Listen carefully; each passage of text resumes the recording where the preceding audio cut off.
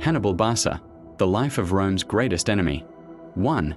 Birth and family background, 247 BCE. Hannibal Barca was born in 247 BCE in Carthage, a powerful maritime empire located in modern-day Tunisia. His name, Hannibal, means grace of Baal, reflecting Carthage's deep religious devotion. The surname Barca comes from the Phoenician word barak, meaning lightning, a name that would later feel prophetic. He was the son of Hamilcar Barca, one of Carthage's greatest generals during the First Punic War, 264 to 241 BCE. That war ended disastrously for Carthage, which lost Sicily, paid massive war indemnities, and suffered national humiliation at the hands of Rome. Rome became the defining enemy of the Barca family. 2. The sacred oath, hatred for Rome. According to ancient historian Polybius, when Hannibal was about 9 years old, his father prepared to leave for a campaign in Hispania, Spain.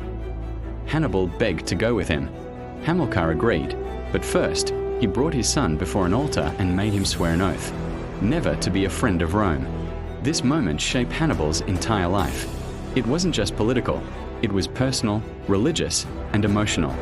Hannibal would later say he never forgot that vow. 3. Growing up in war, 237 to 229 BCE, Hannibal spent his youth in military camps rather than palaces. 4. Hannibal takes command in Spain. As commander, Hannibal proved ruthless, intelligent, and decisive. He crushed rebellions and expanded Carthaginian control south of the Ebro River, carefully testing Rome's patience. Rome and Carthage had an agreement forbidding Carthaginian expansion north of the Ebro, but Hannibal targeted Saguntum, a city allied with Rome but located south of the river. This was a deliberate provocation. 5. The Siege of Saguntum, 219 BCE. Hannibal besieged Saguntum for 8 months. The fighting was brutal.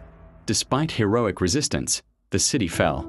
Rome demanded Hannibal's surrender. Carthage refused. Thus began the Second Punic War, 218 to 201 BCE, one of the most famous wars in history.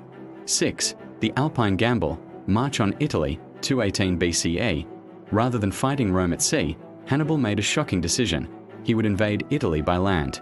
The journey army, 90,000 infantry, 12,000 cavalry war elephants included crossed rivers, hostile tribes, starvation crossed the Alps, something Rome thought impossible. Thousands died from cold, avalanches, and ambushes.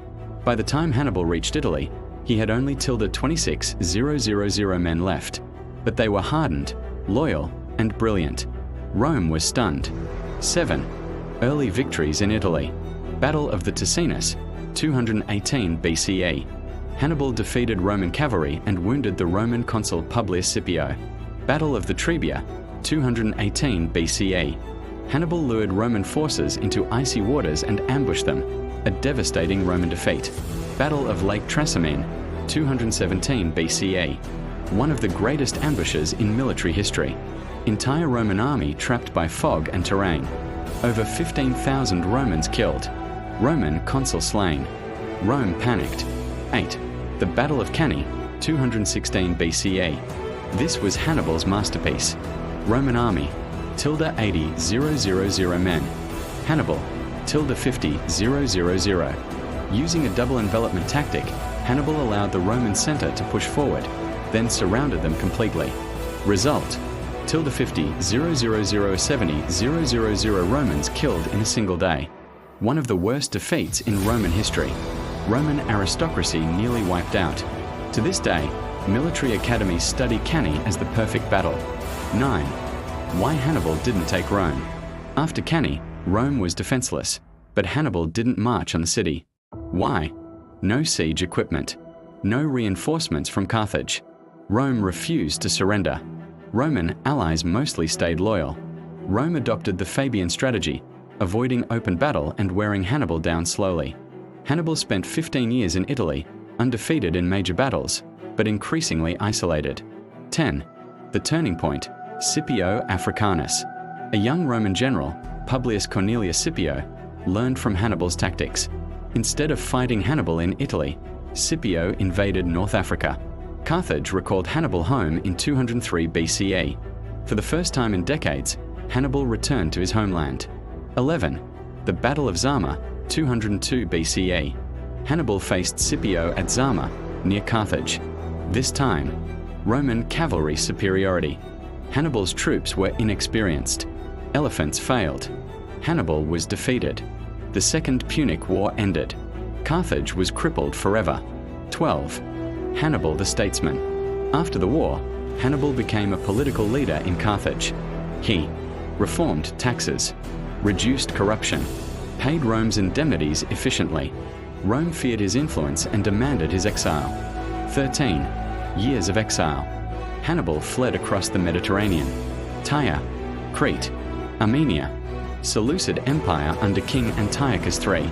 He advised kings on fighting Rome, but political intrigue and Roman pressure followed him everywhere. After Antiochus was defeated, Hannibal became a hunted man. 14. Death, 183 BCE. Cornered in Bithynia, modern Turkey, Hannibal chose death over capture. He drank poison he had carried for years and reportedly said, "Let us relieve the Romans of their long fear, since they think it tiresome to wait for an old man's death." He died at around 64 years old, far from Carthage, far from victory, but never conquered in spirit. 15. Legacy. Rome eventually destroyed Carthage, 146 BCE. Hannibal became Rome's greatest cautionary tale. Roman mothers frightened children by saying, "Hannibal is at the gates." Even Roman historians admitted, Hannibal was the greatest general they ever faced.